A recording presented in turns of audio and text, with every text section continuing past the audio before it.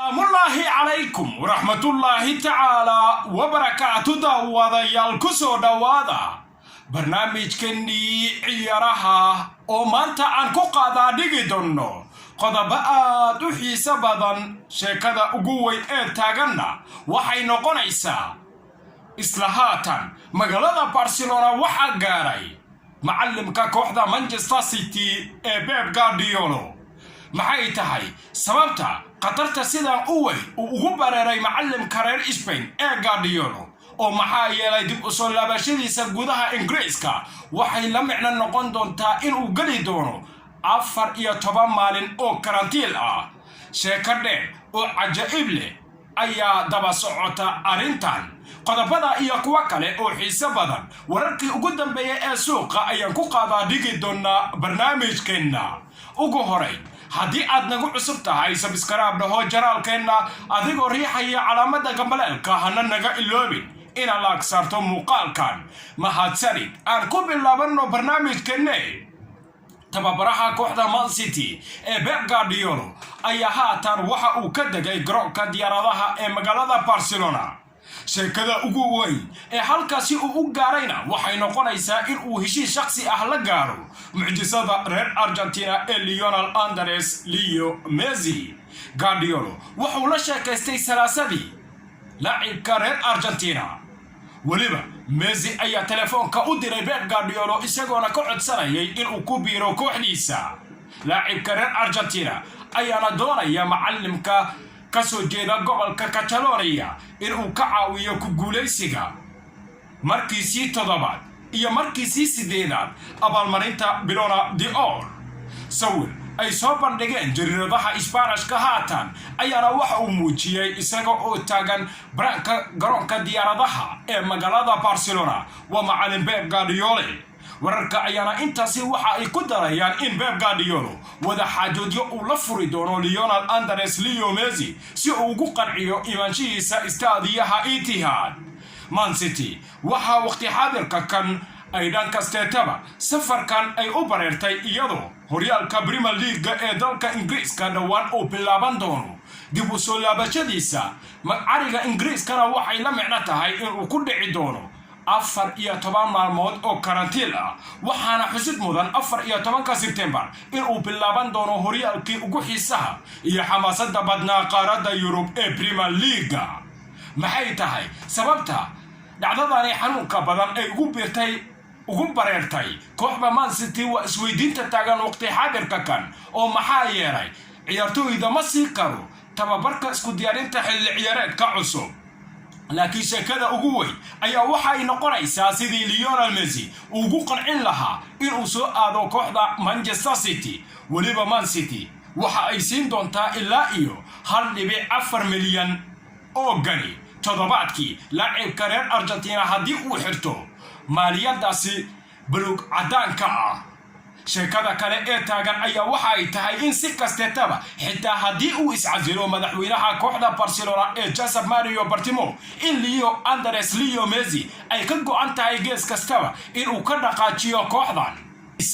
iyo waliba si joogistiisa micno weyn uguma fadhiso Lionel Messi taasina waa in meel aad ku qorantaa waliba saadaasha dunida ee Lionel Messi kooxda Barcelona waxay muujinaysaa in 99% kooxda uu ka dhaqaaji doono halka soo hirtay ayaana la micno ah in uu joogaba istaadiyaha Camp Nou iyo magaalada Barcelona dunida kubadda cagta ilama ahaan xitaa todobaadyada ilaa iyo bilaha soo socda ilaa iyo dhinac ay u dhacayso arinta Lionel Messi in ay soo gabagaboon doonto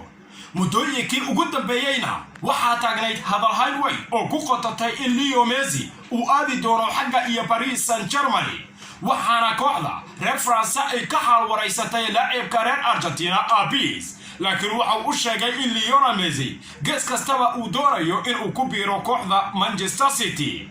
madaxweynaha kooxda Barcelona ee Josep Mario Bartomeu isagana wuxuu diiday in kulan uu la yeesho Lionel Messi kaasi oo lagu macsalaamaynayo waxaana uu ku adkaysanaya in لاعبkaasi lagu iibin doono ilaa iyo 624 milyan waana hadalhaynta ugu weyn ee waqti xaadirka kan taagan naadiga Chelsea iyadana waxa mashaqo xooggan ku haysa marka la eegaba dhanka goolhayaha oo goolhaya kiiba dayac badan ayuu muujiyay xagaagii dhowaan soo idlaaday sidaasi darteed kooxda waxay ku qasban tahay inay raadiso badalkiisa waxaana haatan ay u bartilmaameedsadeen 21 jirka kooxda AC Milan ee Donnarumma ayayna ku heli karaan qiimo gaarsiisan ilaa 50 milyan oo lagu burburin karo heshiiskiisa da'yarkani u soo baxay xulka qaranka Talyaaniga ayayna macquul tahay inuu u weecdo xagga iyo galbeedka London halka laacibka khadka dhexe ee Liverpool Wijnaldum isagana weli ay taagan tahay sheekadiisa ku qotonta inuu aadayo kooxda Barcelona Liverpool diyaar bay u noqon doontaa oo kaliya waxa ka xigta maalmaha soo aadan in ay ku dhawaaqdo heshiiska Thiago Alcantara mucjisadii qaranka Spain laakiin asal ahaan ka soo jeeda Brazil Alcantara waxa si weyn loogu saadaalinayaa inuu ka mid noqdo kooxda Liverpool xitaa waxay wada xaajoodyo ay la fureen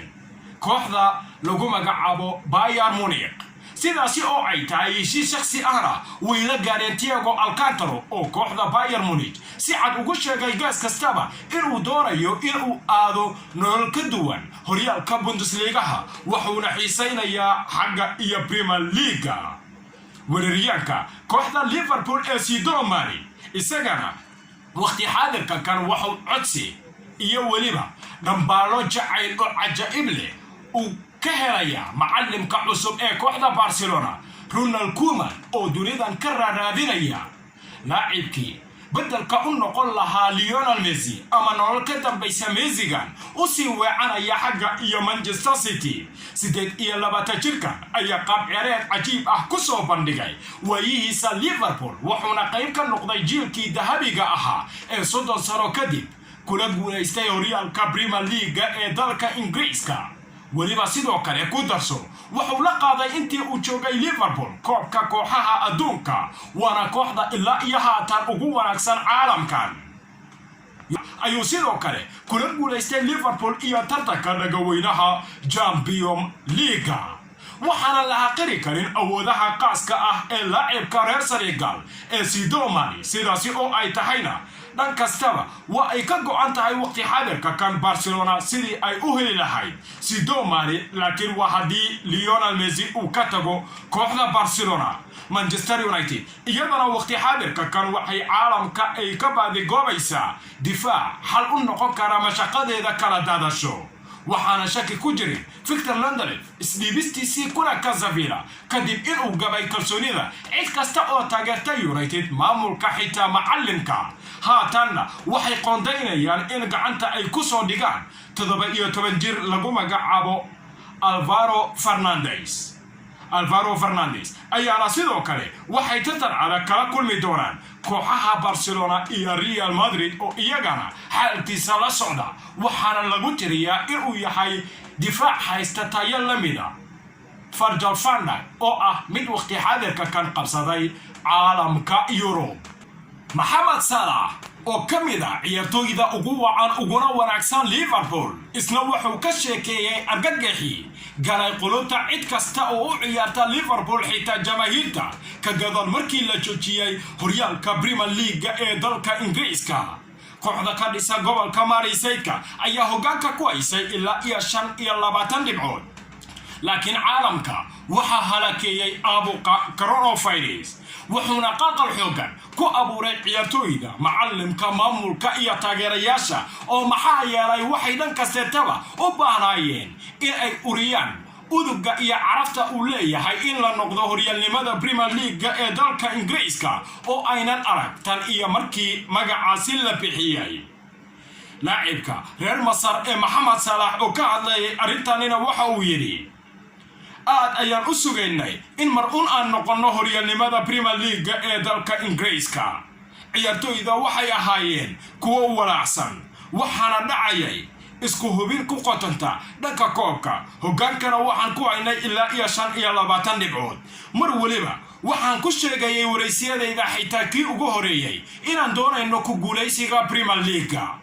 wuxuu cadeeyay in walwal xoogan uu soo wajahay cid kasta oo taageerta Liverpool xitaa ciyaartooydooda isaga u horeeyay waxaana uu u baahnaa in taariikhda Liverpool baal dahaba uu ka galo waana ay u rumowday riyadaasi. intaasi ayaan ku gabagabaynaynaa barnaamijkii ciyaaraha uu idila socodsiinayay anigoo ah maxamed cabdirasaaq tolman. taabagelinta barnaamijkeenna waxaan ugu mahadcelinaynaa Doxan Enterprise oo ah shirkad soo saarta fiisaha dalkugalka Turkiga haddii uu ahaan lahaa caafimaad, waxbarasho iyo weliba dalxiis.